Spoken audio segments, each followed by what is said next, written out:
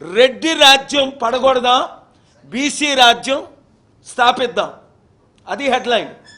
12 మంది రెడ్లు ముఖ్యమంత్రి, 5% ఉన్న 12 మంది రెడ్లు ముఖ్యమంత్రులేటి, 60% ఉన్న మా బీసీలు ఒకరు ముఖ్యమంత్రి కాకపోవడం ఏంటి? బీసీ బానిసలారా బయటికి రండి. కడియం శ్రీహరి క్యాస్ట్ ఏంటి? బీసీయో తెలీదు, ఎస్సీయో. బీసీ ఎస్సీ బానిసలారా బయటికి రండి. కడియం శ్రీహరి 30 సంవత్సరాల క్రిందట వరంగల్ ఎలాగుందో ఈరోజు అలాగే ఉంది. ఏం అభివృద్ధి చేశావు నువ్వు? ప్రజాశాంతి పార్టీలో చేరు, 100 రోజుల్లో గ్రామాభివృద్ధి ఒకటే దానికి ఎగ్జాంపుల్. 100 వద్దు.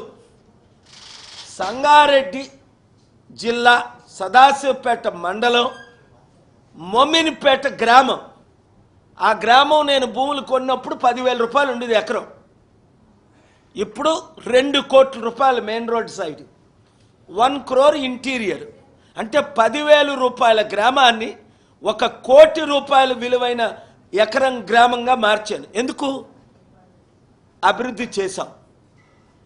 1000 మంది నిరుద్యోగులకు ఉద్యోగాలు ఇచ్చాం, అక్కడ 1000 మంది అనాథుల్ని చదివించాం ఫ్రీగా, 1000 మంది వితంతులకి ఉచితంగా స్టైఫండ్ ఇచ్చాం, నిరుద్యోగులకు ఉద్యోగాలు.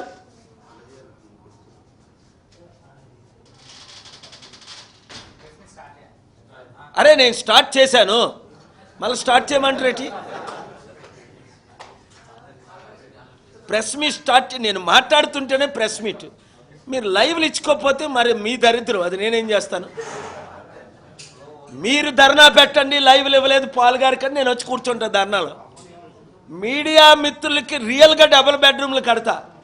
అరే కనీసం నన్ను 6 నెలలు సీఎం చేసి చూపించండి.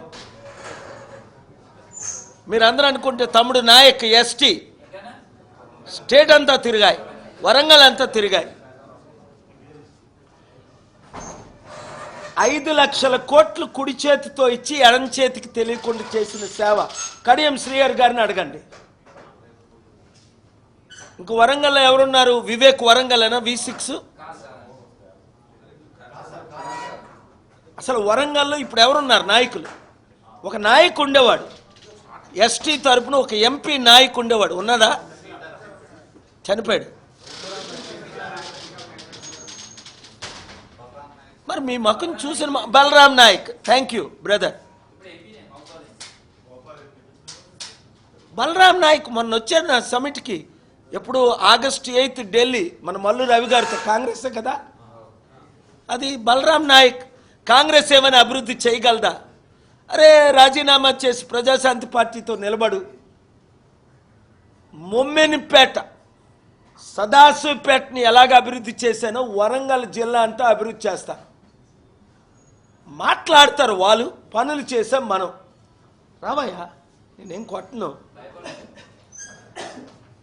Thank you. అది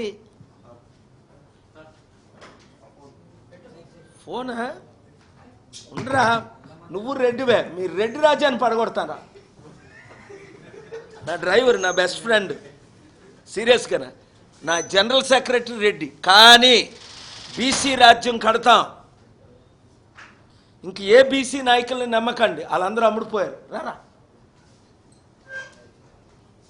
ఒక్క 2 minutes కాదు, ఏవి లైవ్లు పెట్టట్లేదు, 1 2 ఓన్లీ టీ న్యూస్.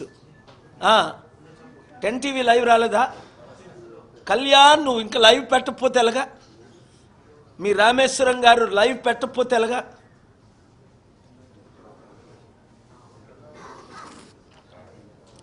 లైవ్లు పెడితే మై హోమ్లు ఉంటాయి, లైవ్లు పెట్టకపోతే మై హోమ్లన్నీ కబ్జా ఆక్యుపై చేసి పడేస్తా.